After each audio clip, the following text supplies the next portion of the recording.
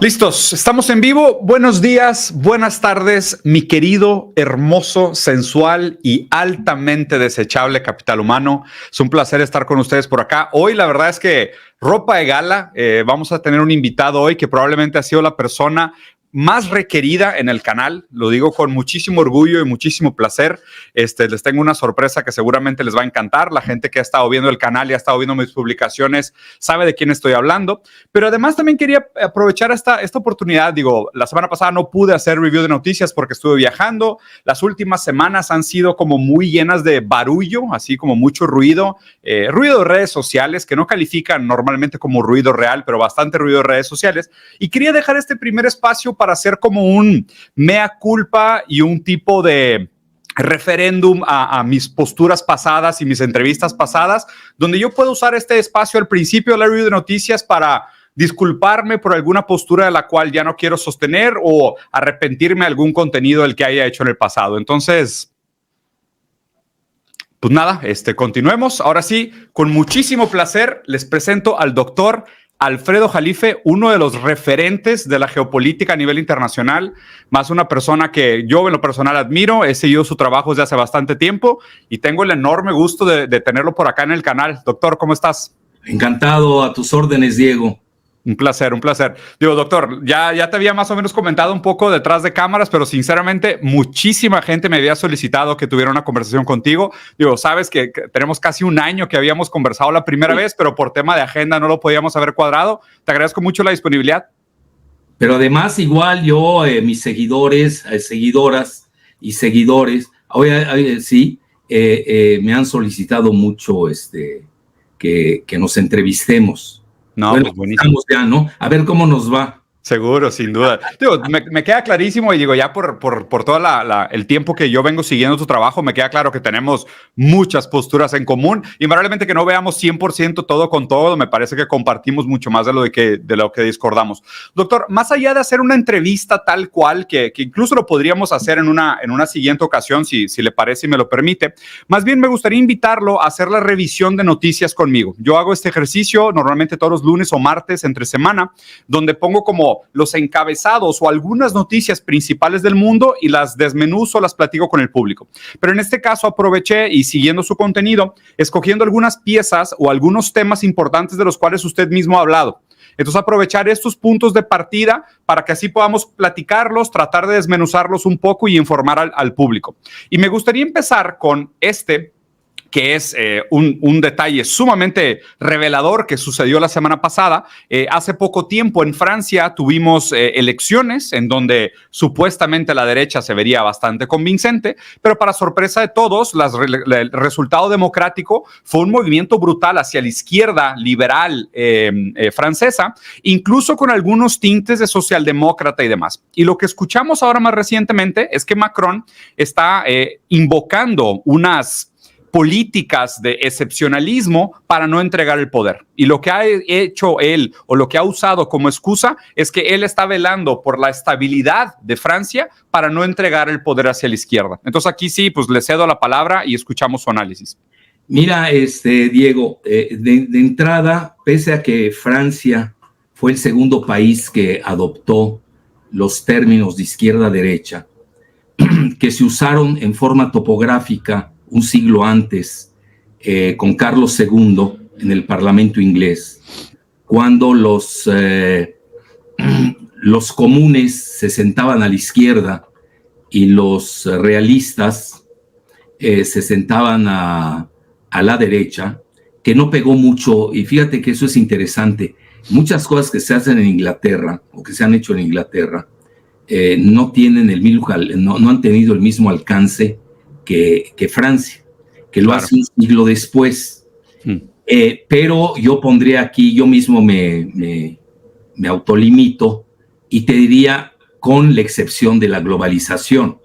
Es un proyecto anglosajón de Margaret Thatcher, ligado a Reagan, y ahí sí se conecta con la geopolítica, porque muchos disocian geopolítica de geofinanzas, lo cual es un grave error. Son simbióticos ambos, van de la mano, uno no se entiende sin el otro.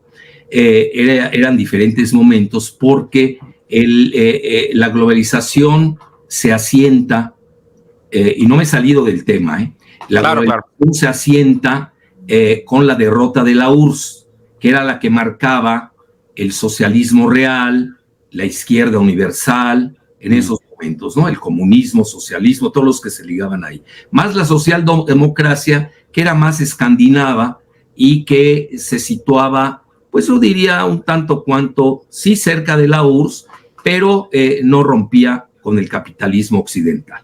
Correcto. Eso es importante entenderlo. Bueno, ¿qué es lo que hay detrás? Mira, yo tengo una característica, no es leer la noticia, sino ver qué hay detrás. Bueno, ¿por qué Macron opera de esta manera?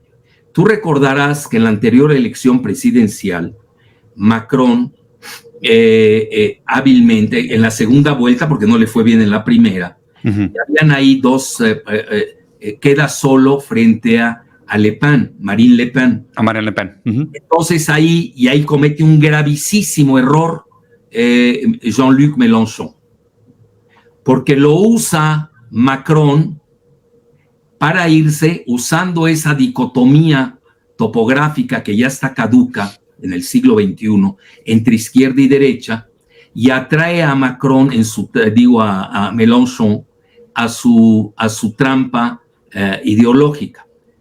Hago un paréntesis. Para mí, ¿cómo hay que ver el mundo hoy? El mundo hoy se define mejor porque, mira, hay demasiadas excepciones. Cuando te pones a ver, bueno, ¿y qué es la izquierda?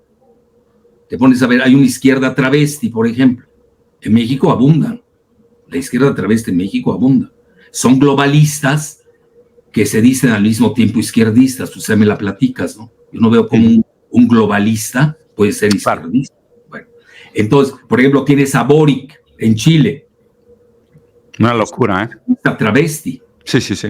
Etcétera. Y ya obviamente lo que no le gusta al Departamento de Estado lo considera la izquierda radical, extremista, ¿no? Ya sabes, la triada de Nicaragua, Venezuela y Cuba. Y esos no son aceptables para el State Department. Claro. Pero sí son aceptables otros países que tienen, pues yo diría, es que yo ese término hasta me cuesta trabajo usarlo, porque tiene demasiadas excepciones. Y tú sabes que una definición, para que sea mejor, tiene que ser lo mayormente universal. Pues ya cuando tienes más excepciones que la base de la definición, pues ya no te sirve. No ayuda, ¿no? Ya no ayuda. Entonces, claro. En México no me quiero meter, hay muchos países que son de izquierda y híbrida, pero que son aceptables para el Departamento de Estado. Fíjate lo que son las cosas. Entonces, aquí regreso con Macron. Entonces, ¿qué hace Mélenchon? Si Mélenchon hubiera manejado la dicotomía, que yo lo digo con humildad y rigor, propuse, y que ya se está manejando en muchos países, sobre todo hoy en Rusia, en Rusia ya adoptan el término globalista versus soberanista. Fíjate que claro, claro. Ya no te están dando el concepto que si eres capitalista o si eres comunista, porque ya la misma Rusia es capitalista. Fíjate qué interesante. Entonces, son soberanistas. Entonces, de ahí varía. Mira, entonces, como entraron al juego de Macron, que es un socialista y es una gente muy inteligente, pero no hay que olvidar, aquí no estamos hablando de IQs, de coeficiente intelectual. Sin estamos duda. hablando qué posturas adopta. Sí. Él fue banquero de los Rothschild en Francia. Te estoy dando un dato duro. Él es un globalista por antonomasia y él juega a la agenda globalista en Francia. Por eso ha tenido los problemas con los gilets jaunes, ¿cómo se llaman? Los camisas amarillas, si les quieres llamar, etcétera. Los yellow vests, ¿no? Exacto. Es decir, ya entró a una vorágine, a un tobogán de ingobernabilidad. Eso es importante decirlo. Y ve cómo ha caído, cómo ha periclitado Macron. Y conste que yo soy, mira, de entrada te lo digo, y no lo digo en defensa, porque yo no voy a hablar a nivel de mi corazoncito, ¿no? Que también lo tengo. Yo soy francófono y francófilo. Entonces yo le debo mi formación de secundaria y bachillerato a los hermanos lasayistas del Líbano. Entonces yo no voy a plantear un pesebre, pero tampoco estoy ciego. Me estás diciendo analizar, me haces una pregunta analítica, y ahí yo tengo que hablar el dicho que yo siempre comento, yo soy más amigo de la verdad que de mis amigos. Entonces, ¿qué hizo Macron? En forma hábil, empina, es una palabra castellana, no van a creer que es una palabra fea, empina Mélenchon, pero la pueden usar también feamente porque ahí Mélenchon, con quien yo tengo muchas cosas en común, otras no, se va contra Marine Le Pen y le da el triunfo a Macron. Cuando lo ves en el mediano plazo, hoy, el resultado de hoy, fue un grave error estratégico que cometió Mélenchon. Fue una opción táctica, sí, así lo vio él. Él creyó, quizás estaba viendo que iba a ganar posteriormente, lo cual ya vimos. ¿Qué hace hoy Macron? Al primero que patea, ya sabes dónde, para decirlo en inglés, on his ass, ¿no? Fue a Mélenchon. Claro. Y entonces hoy, ¿qué hace Macron?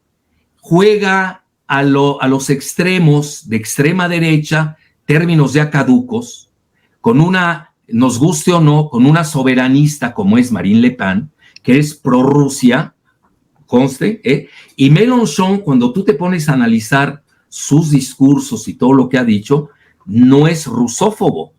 Fíjate lo que estoy diciendo. Entonces, aquí que estamos viendo que el rusófobo de Macron, ¿sí? Se está aliando con está jugando geopolíticamente y lo está haciendo muy bien con estos aldeanos que siguen usando las palabras de izquierda y derecha y les toma el pelo a todos. Que mire, doctor, aquí que él tiene. Ahora, ¿podrá hacerlo? No lo sé. Porque mira, ya los comunistas que yo tenía miedo que se fueran a clavar con Macron, no se lo han aceptado. Ahora, no tiene él mayoría.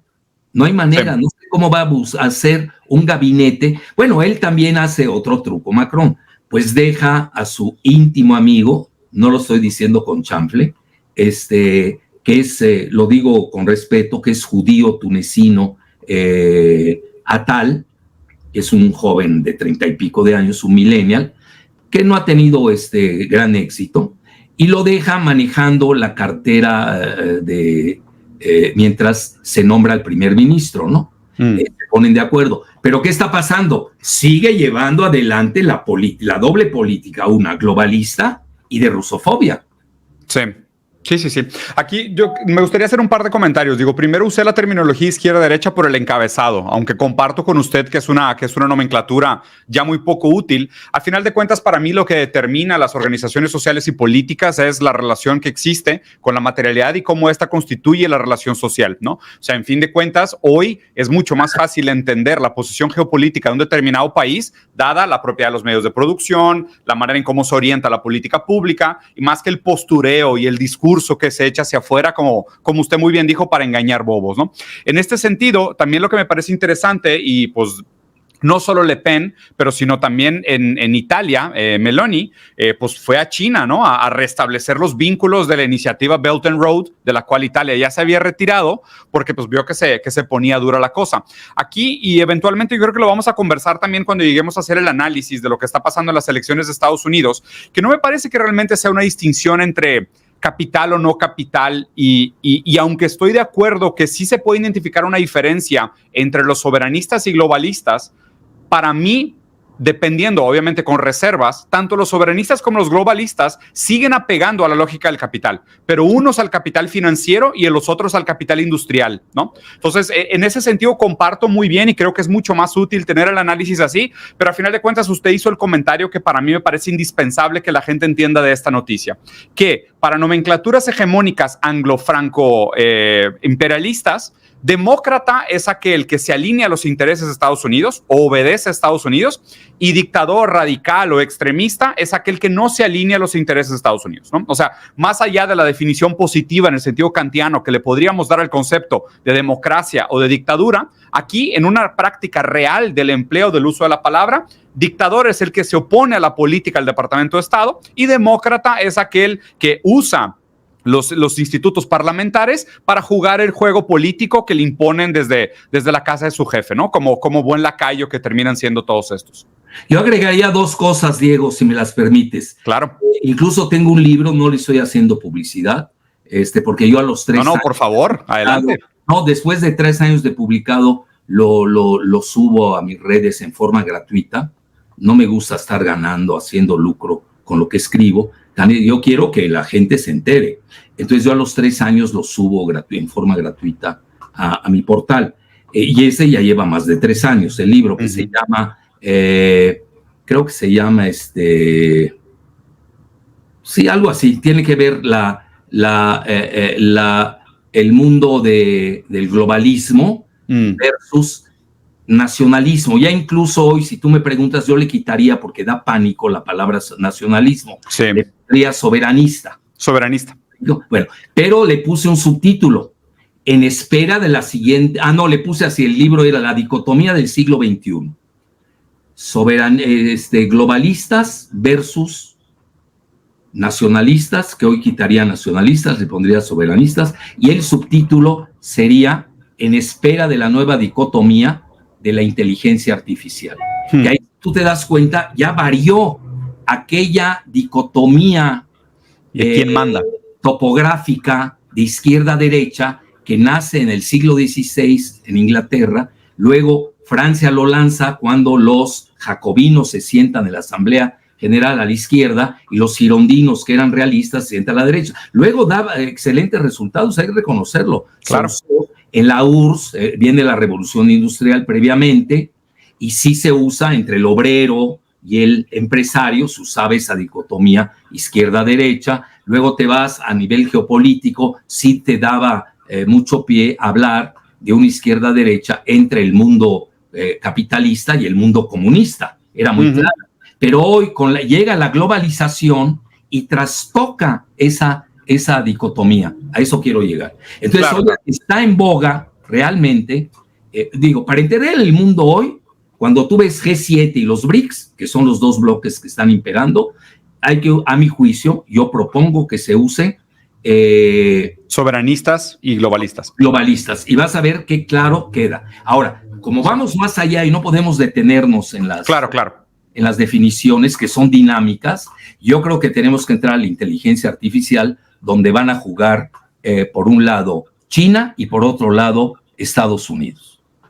Sí, sin duda. Y esto, pues digo, es como el siguiente eslabón de la industria que va a determinar, ¿no? Digo, a fin de cuentas, o sea, doctor Jalife, yo creo que algo que compartimos mucho es ese análisis materialista de la realidad, ¿no? Que, o sea, las definiciones funcionan, pero las definiciones se tienen que actualizar contra la realidad material concreta, ¿no? Y de nuevo, o sea, por eso mi formación más marxista y yo, pues, materialista dialéctico, yo me apego mucho a tratar de identificar cómo las fuerzas productivas modifican nuestra relación con la realidad. Y definitivamente el próximo paradigma va a ser ampliamente determinado por lo que suceda con la industria 4.0, con la automatización, la inteligencia artificial, en fin, ¿no? Todas estas industrias de la computación cuántica que van a ser definitivamente determinantes.